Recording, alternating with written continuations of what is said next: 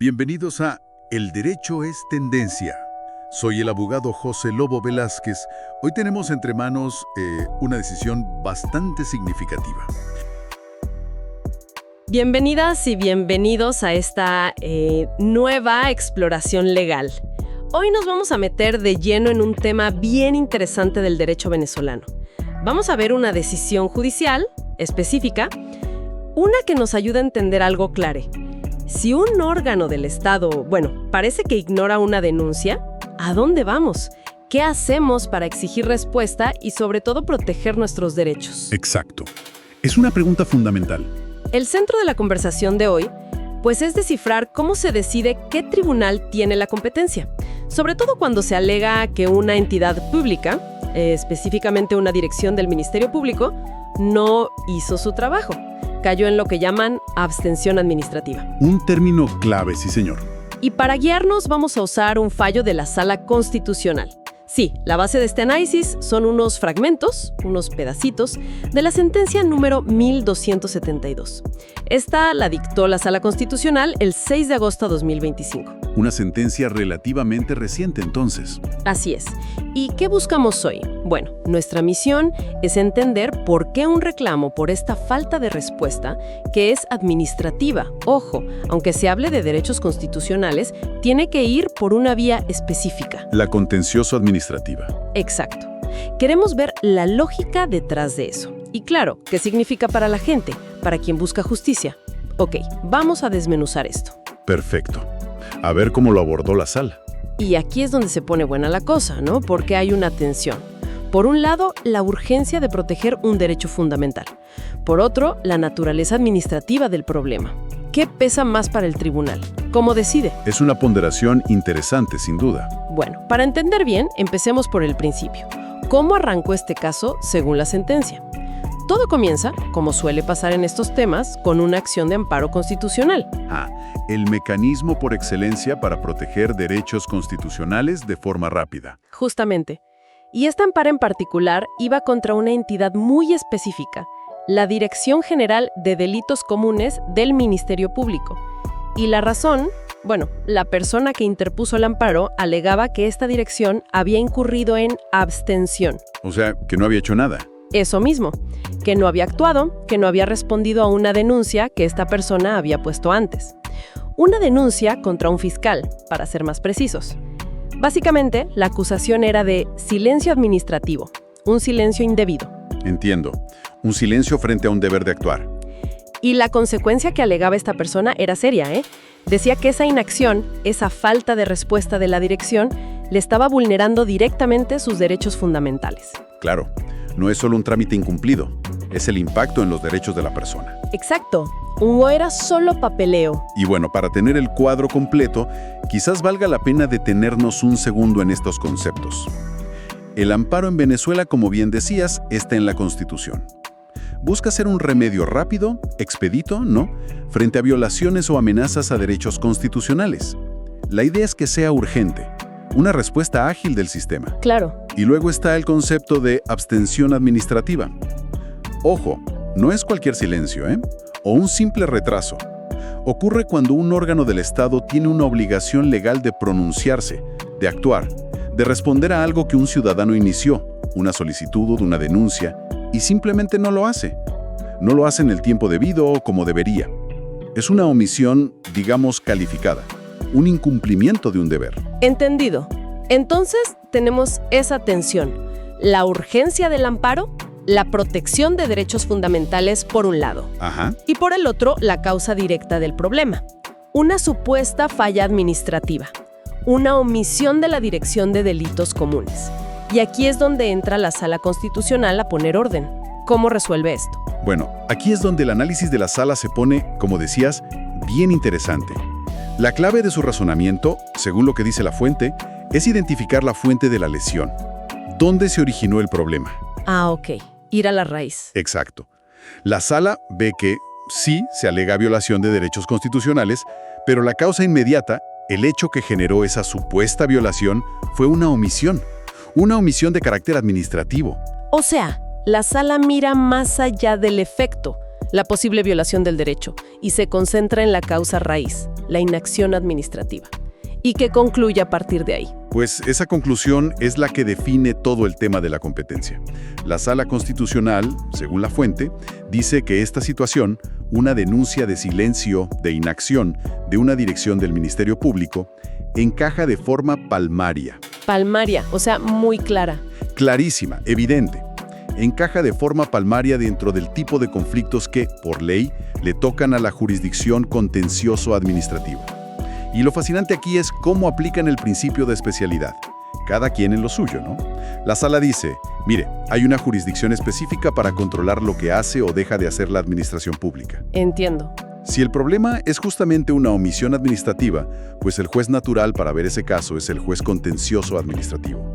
La naturaleza del acto, o en este caso de la omisión, es lo que manda. Pero, a ver, aquí me surgió una duda. Si yo siento que mis derechos fundamentales están siendo violados por esa inacción, ¿no debería poder ir directo al guardián de la Constitución? A la Sala Constitucional, pues, con mi amparo. ¿Por qué ese desvío a la jurisdicción administrativa que uno a veces piensa que es más lenta? Es una pregunta muy, muy pertinente y toca el meollo del asunto. A ver, la sala no está diciendo que no hay protección constitucional o que el amparo no procede. No. Lo que está estableciendo es cuál es la vía procesal correcta para buscar esa protección en este tipo de casos. Y se basa en el artículo 7 de la Ley Orgánica de Amparo. Ah, hay una base legal específica para esto. Claro. Ese artículo en esencia dice que si la lesión constitucional viene de un acto, una actuación o una omisión de un órgano administrativo, bueno, la acción de amparo tiene que interponerse ante el Tribunal Contencioso Administrativo que sea competente. Ok. Entonces, la sala, aplicando esa norma, declara que quien tiene que conocer este amparo en particular es el Juzgado Nacional Contencioso Administrativo. Y aquí viene un detalle importante que mencionaste. Cuando ese juzgado contencioso conoce el amparo, no actúa solo como un tribunal administrativo más, actúa como tribunal constitucional de primera instancia. Ah, o sea, ejerce control constitucional. Exactamente, ejerce funciones de control constitucional, pero dentro de su cancha, de su especialidad. No es un desvío, es aplicar la regla de competencia que la misma ley de amparo puso para estos casos. Ok. Creo que ahora sí encaja mejor. No es que se ignore lo constitucional. Para nada. Sino que se va por el juez especializado en el área donde nació el problema. Es como asignar el caso al departamento correcto en el edificio de la justicia, ¿no? Precisamente esa es la idea. Se busca que sea el juez que mejor conoce cómo funciona la administración, cuáles son sus deberes, sus potestades, el que evalúe primero si hubo o no una omisión ilegal, y si esa omisión efectivamente lesionó derechos constitucionales. Entendido. Entonces, llevémoslo a la práctica. ¿Qué significa todo esto? ¿Qué implicaciones tiene esta decisión para los abogados, para los ciudadanos, incluso para la propia administración pública en Venezuela? ¿Por qué nos debería importar este criterio? Mira, las implicaciones son varias y son bien relevantes.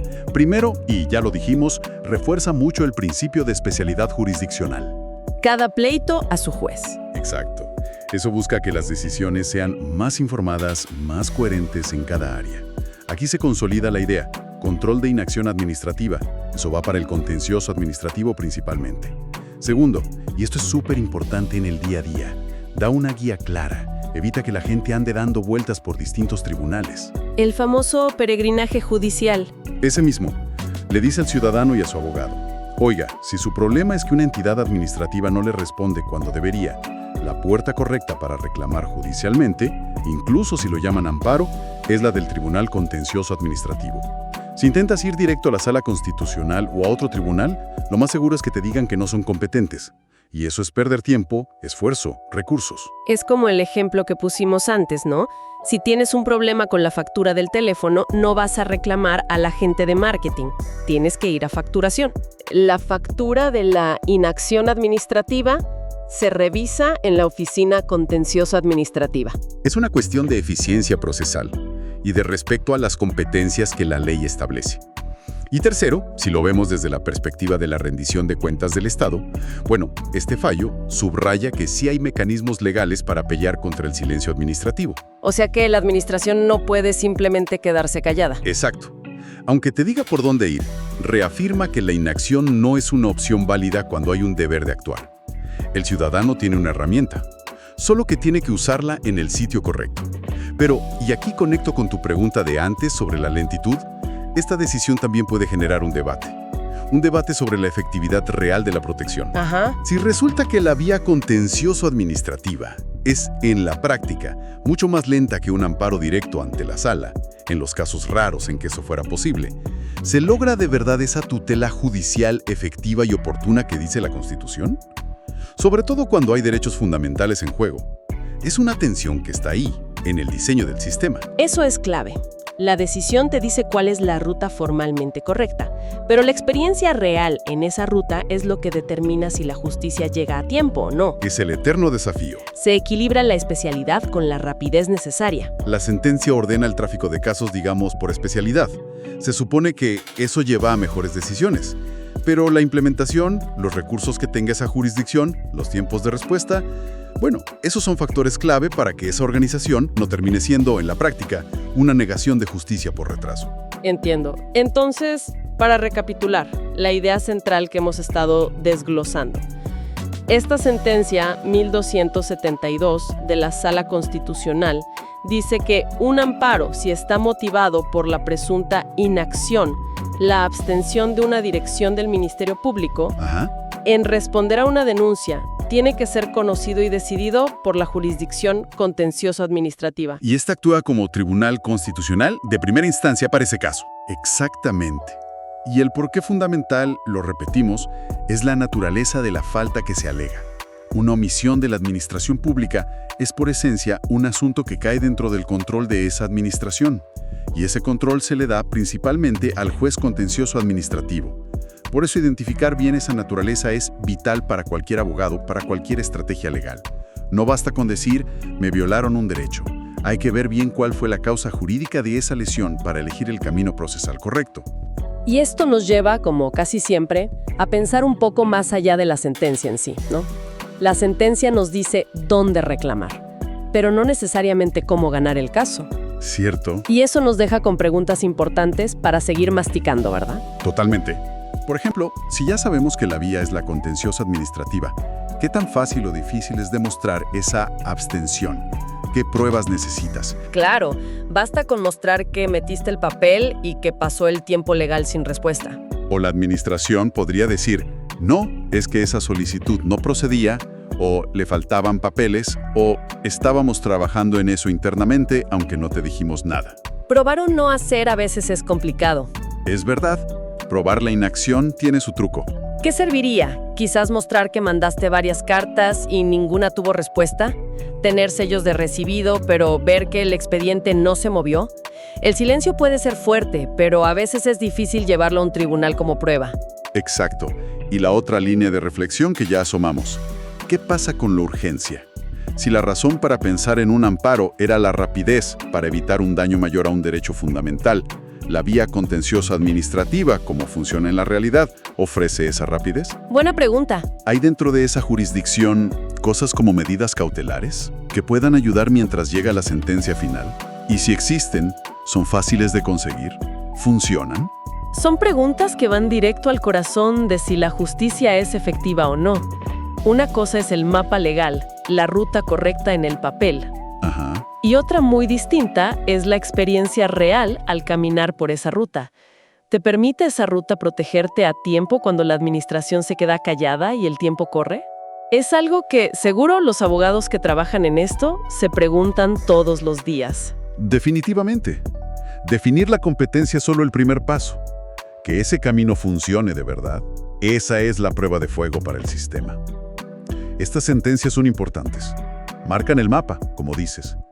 Pero la travesía, bueno, esa depende de muchas otras cosas. Sin duda, puntos cruciales que invitan a seguir la conversación. Y bueno, con estas reflexiones, creo que cerramos nuestra inmersión de hoy en esta decisión sobre competencia y amparo frente a la inacción administrativa.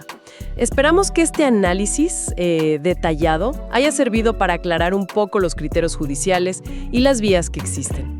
Muchísimas gracias a quienes nos acompañaron en esta exploración. Confiamos en que les haya sido útil para entender un poquito mejor cómo funciona nuestro sistema legal cuando la administración guarda silencio. Hasta la próxima. Bueno, gracias por habernos acompañado hoy en El Derecho es Tendencia. Un placer. Este análisis ha sido presentado por Abogados Velázquez y Asociados. Les invitamos a seguirnos en redes y escuchar nuestro próximo análisis. Hasta pronto. Si te gustó nuestro contenido y deseas ver más, déjanos un comentario positivo, haz clic en me gusta, compártelo y suscríbete a todas nuestras redes. Si deseas una asesoría personal más completa, no dudes y escríbenos ahora al privado.